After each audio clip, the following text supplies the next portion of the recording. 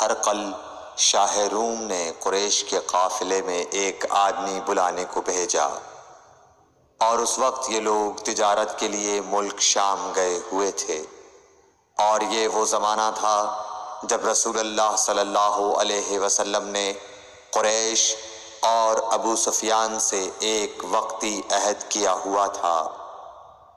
جب ابو سفیان اور دوسرے لوگ ہرقل کے پاس ایلیا پہنچے جہاں ہرقل نے دربار طلب کیا تھا، اس کے گرد روم کے بڑے بڑے لوگ، علماء، وزراء و امراء بیٹھے ہوئے تھے۔ ہرقل نے ان کو اور اپنے ترجمان کو بلوایا، پھر ان سے پوچھا کہ تم میں سے کون شخص مدعی رسالت کا زیادہ قریبی عزیز ہے؟ ابو سفیان کہتے ہیں کہ میں بول اٹھا کہ میں اس کا سب سے زیادہ قریبی رشتہ دار ہوں۔ یہ سن کر ہرقل نے حکم دیا کہ اس ابو سفیان کو میرے قریب لا کر بٹھاؤ اور اس کے ساتھیوں کو اس کی پیٹھ کے پیچھے بٹھا دو۔ پھر اپنے ترجمان سے کہا کہ ان لوگوں سے کہہ دو کہ میں ابو سفیان سے اس شخص یعنی محمد صلی اللہ علیہ وسلم کے حالات پوچھتا ہوں، اگر یہ مجھ سے کسی بات میں جھوٹ بول دے تو تم اس کا جھوٹ ظاہر کر دینا۔ ابو سفیان کا قول ہے کہ خدا کی قسم اگر مجھے یہ غیرت نہ آتی کہ یہ لوگ مجھ کو جھٹلائیں گے تو میں آپ صلی اللہ علیہ وسلم کی نسبت ضرور غلط گوئی سے کام لیتا۔ خیر، پہلی بات جو ہرقل نے مجھ سے پوچھی وہ یہ کہ اس شخص کا خاندان تم لوگوں میں کیسا ہے؟ میں نے کہا وہ تو بڑے اونچے عالی نسب والے ہیں۔ کہنے لگا اس سے پہلے بھی کسی نے تم لوگوں میں ایسی بات کہی تھی؟ میں نے کہا نہیں۔ کہنے لگا اچھا اس کے بڑوں میں کوئی بادشاہ ہوا ہے؟ میں نے کہا نہیں۔ پھر اس نے کہا بڑے لوگوں نے اس کی پیروی اختیار کی ہے یا کمزوروں نے؟ میں نے کہا نہیں، کمزوروں نے۔ پھر کہنے لگا اس کے تابعدار روز بڑھتے جاتے ہیں یا کوئی ساتھی پھر بھی جاتا ہے؟ میں نے کہا نہیں۔ کہنے لگا کیا اپنے اس دعویٰ نبوت سے پہلے کبھی کسی بھی موقع پر اس نے جھوٹ بولا ہے؟ میں نے کہا نہیں، اور اب ہماری اس سے صلح کی ایک مقررہ مدت ٹھہری ہوئی ہے، معلوم نہیں وہ اس میں کیا کرنے والا ہے۔ ابو سفیان کہتے ہیں میں اس بات کے سوا اور کوئی جھوٹ اس گفتگو میں شامل نہ کر سکا۔ ہرقل نے کہا کیا تمہاری اس سے کبھی لڑائی بھی ہوئی ہے؟ ہم نے کہا کہ ہاں۔ بولا پھر تمہاری اور اس کی جنگ کا کیا حال ہوتا ہے؟ میں نے کہا لڑائی ڈول کی طرح ہے، کبھی وہ ہم سے میدان جنگ جیت لیتے ہیں اور کبھی ہم ان سے جیت لیتے ہیں۔ ہرقل نے پوچھا وہ تمہیں کس بات کا حکم دیتا ہے؟ میں نے کہا وہ کہتا ہے کہ صرف ایک اللہ ہی کی عبادت کرو، اس کا کسی کو شریک نہ بناؤ، اور اپنے باپ دادا کی شرک کی باتیں چھوڑ دو، اور ہمیں نماز پڑھنے، سچ بولنے، پرہیزگاری اور صلہ رحمی کا حکم دیتا ہے۔ یہ سب سن کر پھر ہرقل نے اپنے ترجمان سے کہا کہ ابو سفیان سے کہہ دے کہ میں نے تم سے اس کا نسب پوچھا تو تم نے کہا کہ وہ ہم سے عالی نسب ہے، اور پیغمبر اپنی قوم میں عالی نسب ہی بھیجے جایا کرتے ہیں۔ میں نے تم سے پوچھا کہ دعویٰ نبوت کی یہ بات تمہارے اندر اس سے پہلے کسی اور نے بھی کہی تھی؟ تو تم نے جواب دیا کہ نہیں۔ تب میں نے اپنے دل میں کہا کہ اگر یہ بات اس سے پہلے کسی اور نے کہی ہوتی تو میں سمجھتا کہ اس شخص نے بھی اسی بات کی تقلید کی ہے جو پہلے کہی جا چکی ہے۔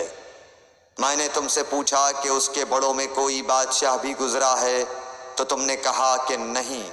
تو میں نے دل میں کہا کہ ان کے بزرگوں میں سے کوئی بادشاہ ہوا ہوگا تو کہہ دوں گا کہ وہ شخص اس بہانے اپنے آباء و اجداد کی بادشاہت اور ان کا ملک دوبارہ حاصل کرنا چاہتا ہے۔ اور میں نے تم سے پوچھا کہ اس بات کے کہنے یعنی پیغمبری کا دعویٰ کرنے سے پہلے تم نے کبھی اس کو دروغ گوئی کا الزام لگایا ہے؟ تم نے کہا کہ نہیں۔ تو میں نے سمجھ لیا کہ جو شخص آدمیوں کے ساتھ دروغ گوئی سے بچے وہ اللہ کے بارے میں کیسے جھوٹی بات کہہ سکتا ہے۔ اور میں نے تم سے پوچھا کہ بڑے لوگ اس کے پیرو ہوتے ہیں یا کمزور آدمی؟ تم نے کہا کمزوروں نے اس کی اتباع کی ہے۔ تو دراصل یہی لوگ پیغمبروں کے متبعین ہوتے ہیں۔ اور میں نے تم سے پوچھا کہ اس کے ساتھی بڑھ رہے ہیں یا کم ہو رہے ہیں؟ تم نے کہا کہ وہ بڑھ رہے ہیں، اور ایمان کی کیفیت یہی ہوتی ہے حتیٰ کہ وہ کامل ہو جاتا ہے۔ اور میں نے تم سے پوچھا کہ آیا کوئی شخص اس کے دین سے ناخوش ہو کر مرتد بھی ہو جاتا ہے؟ تم نے کہا نہیں۔ تو ایمان کی خاصیت بھی یہی ہے، جن کے دلوں میں اس کی مسرت رچ بس جائے وہ اس سے لوٹا نہیں کرتے۔ اور میں نے تم سے پوچھا کہ آیا وہ کبھی عہد شکنی کرتے ہیں؟ تم نے کہا نہیں۔ پیغمبروں کا یہی حال ہوتا ہے، وہ عہد کی خلاف ورزی نہیں کرتے۔ اور میں نے تم سے کہا کہ وہ تم سے کس چیز کے لیے کہتے ہیں؟ تم نے کہا کہ وہ ہمیں حکم دیتے ہیں کہ اللہ کی عبادت کرو، اس کے ساتھ کسی کو شریک نہ ٹھہراؤ، اور تمہیں بتوں کی پرستش سے روکتے ہیں، سچ بولنے اور پرہیزگاری کا حکم دیتے ہیں۔ لہٰذا اگر یہ باتیں جو تم کہہ رہے ہو سچ ہیں تو ان قریب وہ اس جگہ کا مالک ہو جائے گا کہ جہاں میرے یہ دونوں پاؤں ہیں۔ مجھے معلوم تھا کہ وہ پیغمبر آنے والا ہے، مگر مجھے یہ معلوم نہیں تھا کہ وہ تمہارے اندر ہوگا۔ اگر میں جانتا کہ اس تک پہنچ سکوں گا تو اس سے ملنے کے لیے ہر تکلیف گوارا کرتا۔ اگر میں اس کے پاس ہوتا تو اس کے پاؤں دھوتا۔ ہرقل نے رسول اللہ صلی اللہ علیہ وسلم کا وہ خط منگایا جو آپ نے وحیہ کلبی رضی اللہ تعالیٰ عنہ کے ذریعے حاکم بصرہ کے پاس بھیجا تھا، اور اس نے وہ ہرقل کے پاس بھیج دیا تھا۔ پھر اس کو پڑھا تو اس میں لکھا تھا، اللہ کے نام کے ساتھ جو نہایت مہربان اور رحم والا ہے۔ اللہ کے بندے اور اس کے پیغمبر محمد صلی اللہ علیہ وسلم کی طرف سے یہ خط ہے شاہ روم کے لیے۔ اس شخص پر سلام ہو جو ہدایت کی پیروی کرے۔ اس کے بعد میں آپ کے سامنے دعوت اسلام پیش کرتا ہوں۔ اگر آپ اسلام لے آئیں گے تو دین و دنیا میں سلامتی نصیب ہوگی، اللہ آپ کو دوہرا ثواب دے گا۔ اور اگر آپ میری دعوت سے روگردانی کریں گے تو آپ کی رعایا کا گناہ بھی آپ ہی پر ہوگا۔ اور اے اہل کتاب، ایک ایسی بات پر آ جاؤ جو ہمارے اور تمہارے درمیان یکساں ہے، وہ یہ کہ ہم اللہ کے سوا کسی کی عبادت نہ کریں اور کسی کو اس کا شریک نہ ٹھہرائیں، اور نہ ہم میں سے کوئی کسی کو خدا کے سوا اپنا رب بنائے۔ پھر اگر وہ اہل کتاب اس کتاب سے منہ پھیر لیں تو مسلمانوں، تم ان سے کہہ دو کہ تم مانو یا نہ مانو، ہم ایک خدا کے اطاعت گزار ہیں۔ ابو سفیان کہتے ہیں، جب ہرقل نے جو کچھ کہنا تھا کہہ دیا اور خط پڑھ کر فارغ ہوا تو اس کے ارد گرد بہت شور و غوغا ہوا، بہت سی آوازیں اٹھیں اور ہمیں باہر نکال دیا گیا۔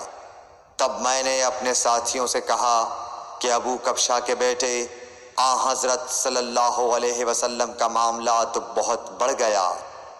دیکھو تو اس سے بنی اصفر روم کا بادشاہ بھی ڈرتا ہے۔ مجھے اس وقت سے اس بات کا یقین ہو گیا کہ حضور صلی اللہ علیہ وسلم ان قریب غالب ہو کر رہیں گے، حتیٰ کہ اللہ نے مجھے مسلمان کر دیا۔ راوی کا بیان ہے کہ ابن ناطور ایلیا کا حاکم ہرقل کا مصاحب اور شام کے نصارہ کا لاٹ پادری بیان کرتا تھا کہ ہرقل جب ایلیا آیا ایک دن صبح کو پریشان اٹھا تو اس کے درباریوں نے دریافت کیا کہ آج ہم آپ کی حالت بدلی ہوئی پاتے ہیں، کیا وجہ ہے؟ ابن ناطور کا بیان ہے کہ ہرقل نجومی تھا، علم نجوم میں وہ پوری مہارت رکھتا تھا۔ اس نے اپنے ہم نشینوں کو بتایا کہ میں نے آج رات ستاروں پر نظر ڈالی تو دیکھا کہ ختنہ کرنے والوں کا بادشاہ ہمارے ملک پر غالب آ گیا ہے۔ بھلا اس زمانے میں کون لوگ ختنہ کرتے ہیں؟ انہوں نے کہا کہ یہود کے سوا کوئی ختنہ نہیں کرتا، سو ان کی وجہ سے پریشان نہ ہوں۔ سلطنت کے تمام شہروں میں یہ حکم لکھ بھیجیے کہ وہاں جتنے یہودی ہوں سب قتل کر دیے جائیں۔ وہ لوگ انہی باتوں میں مشغول تھے کہ ہرقل کے پاس ایک آدمی لایا گیا جسے شاہ غسان نے بھیجا تھا۔ اس نے رسول اللہ صلی اللہ علیہ وسلم کے حالات بیان کیے۔ جب ہرقل نے سارے حالات سن لیے تو کہا کہ جا کر دیکھو وہ ختنہ کیے ہوئے ہے یا نہیں۔ انہوں نے اسے دیکھا تو بتلایا کہ وہ ختنہ کیا ہوا ہے۔ ہرقل نے جب اس شخص سے عرب کے بارے میں پوچھا تو اس نے بتلایا کہ وہ ختنہ کرتے ہیں۔ تب ہرقل نے کہا کہ یہی محمد صلی اللہ علیہ وسلم اس امت کے بادشاہ ہیں جو پیدا ہو چکے ہیں۔ پھر اس نے اپنے ایک دوست کو رومیہ خط لکھا اور وہ بھی علم نجوم میں ہرقل کی طرح ماہر تھا۔ پھر وہاں سے ہرقل حمص چلا گیا۔ ابھی حمص سے نکلا نہیں تھا کہ اس کے دوست کا خط اس کے جواب میں آ گیا۔